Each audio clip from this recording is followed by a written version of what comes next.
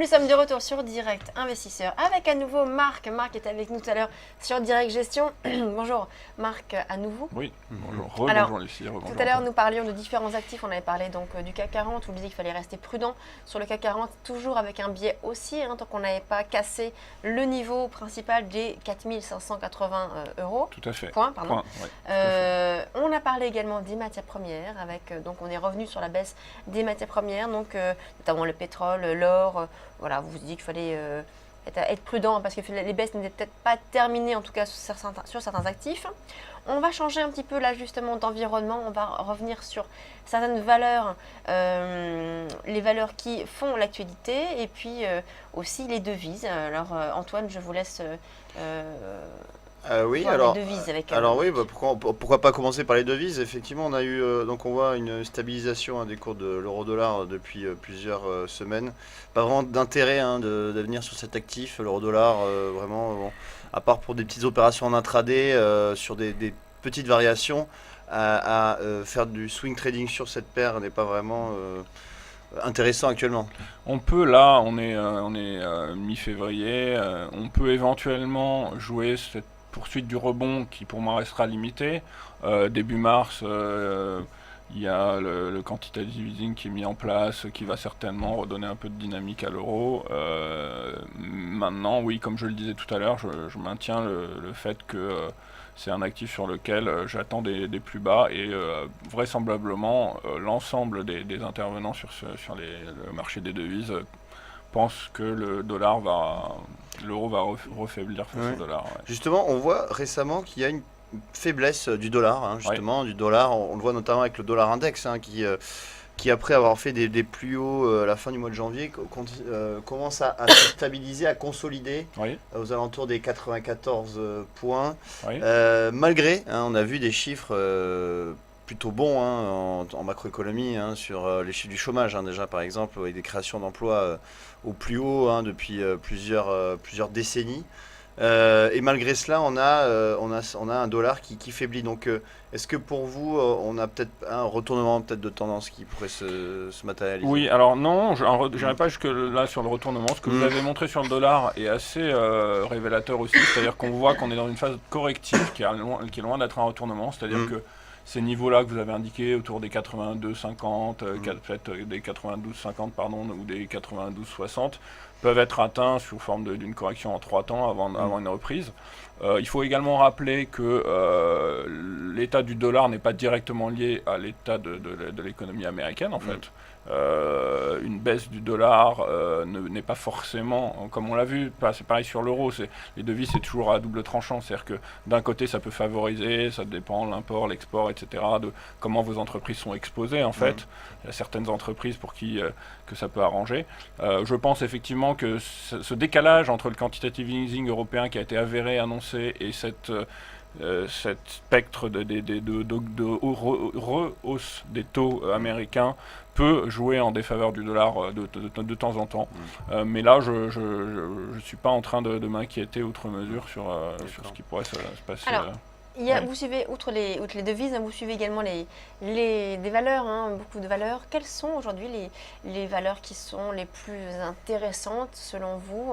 On voit par exemple beaucoup d'évolutions, notamment Google et Apple qui avaient publié leurs résultats il n'y a pas très longtemps.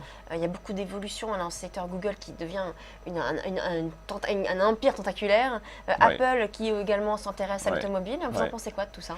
Alors, d'un point de vue boursier ou d'un point de vue intellectuel, c'est deux choses différentes. Les deux.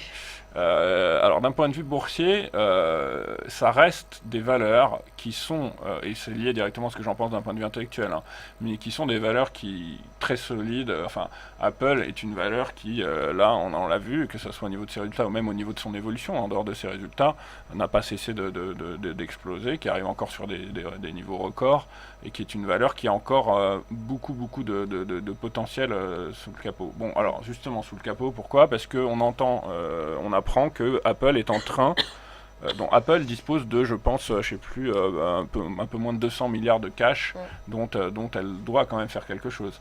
Et c'est incroyable parce que cette entreprise est tellement énorme qu'elle décide de se lancer. Alors, dans un des secteurs qu'elle semble à la fois pouvoir lui être porteur, mais également qui n'est pas totalement illogique, puisque l'industrie automobile aujourd'hui est de plus en plus liée à tout ce qu'on appelle technologique. On sait qu'une automobile aujourd'hui fonctionne comme un ordinateur, comme plusieurs ordinateurs en fait, hein. Et donc Apple est tout à fait légitime dans ce secteur. Ce qu'on a envie de se dire, c'est jusqu'où ils peuvent aller en fait. Bon, ils vont certainement par ce biais chercher à se diversifier, entrer sur un secteur sur lequel ils n'étaient pas positionnés jusqu'ici. Alors la voiture connectée, apparemment, Apple a comme projet quelque chose qui s'appellerait Titan, je crois, qui serait une voiture sans conducteur. Et donc ils auraient ouvert de façon assez secrète, voilà, Mysterious Apple. Ils ont ouvert dans la Silicon Valley une usine dédiée à ce projet. Ils sont en train de débaucher les grands noms de l'industrie automobile, que ce soit d'un point de vue design, d'un point de vue marketing, d'un point de vue connaissance. J'ai entendu qu'ils avaient débauché aux États-Unis une des premières têtes d'affiche du groupe Mercedes Benz qui les a rejoints. Il y a également beaucoup d'échanges, on le sait, entre les intervenants de chez Apple et de chez Tesla. Tesla Motor, qui avait été une entreprise qui avait été lancée également de toutes pièces, comme ça, comme Apple est en train d'essayer de le faire. Alors ce que j'en pense, je pense que ces entreprises-là commencent à avoir entre leurs mains des choses assez conséquentes. On a entendu souvent parler de ce qu'on appelle l'intelligence artificielle, qui effectivement peut être une source de progrès d'un côté, mais également une source dangereuse d'un autre. Ça dépend entre les mains de qui elle est mise. On entend parfois, pour certains qui s'intéressent vraiment à ce secteur, parler de cette évolution de l'ordinateur, du robot sur l'être humain. Vous avez certains scénarios catastrophes qui disent qu'un jour l'ordinateur prendra le dessus sur l'être humain. Bon, j'en suis pas là, mais je pense effectivement que des entreprises comme Google, Apple ont entre leurs mains une puissance de frappe assez phénoménale. Et on va le voir. C'est très intéressant de voir ce que ça va donner ce projet, par exemple. Est-ce que ça va être un flop ou un top, comme on dit? Est-ce que ça va être quelque chose qui va vraiment chambouler? Est-ce que ça va amener les constructeurs automobiles aujourd'hui à développer également leur stratégie différemment, à s'intéresser à cette partie technologique avant que de se faire, entre guillemets, dépasser?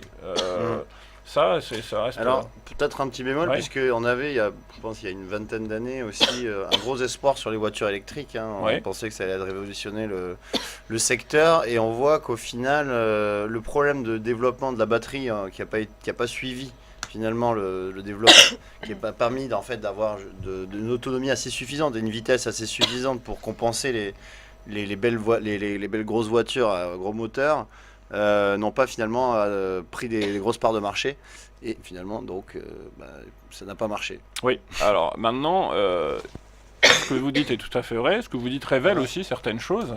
Dans certaines... Parce que la voiture électrique, il y avait deux choses. Il y avait effectivement un intérêt qui pouvait être parfois financier, oui. mais il y avait également un intérêt, un gros intérêt écologique, qui reste aujourd'hui un intérêt réel. Est-ce que c'était un faux démarrage qui risque d'être rattrapé par la suite? Est-ce qu'il y a aussi une non-prise de conscience suffisante des gouvernements, même si on a entendu que Ségolène Royal allait octroyer un bonus de 10 000 euros pour tout achat de véhicules électriques, etc. Bon, c'est vrai que le dispositif des batteries, également la lutte des principaux intervenants dans ce domaine pour pouvoir avoir des bornes de recharge suffisamment présente en fait aujourd'hui, puisqu'on le voit que la lutte se fait aussi à ce niveau-là. Si vous arrivez à convaincre en France, par exemple, une région, un département de mettre en place des bornes, etc., ça va vous permettre par la suite parce que aujourd'hui vous n'allez pas dire à quelqu'un acheter un véhicule électrique pour le recharger sur votre prise dans votre appartement. Ouais, c'est sûr.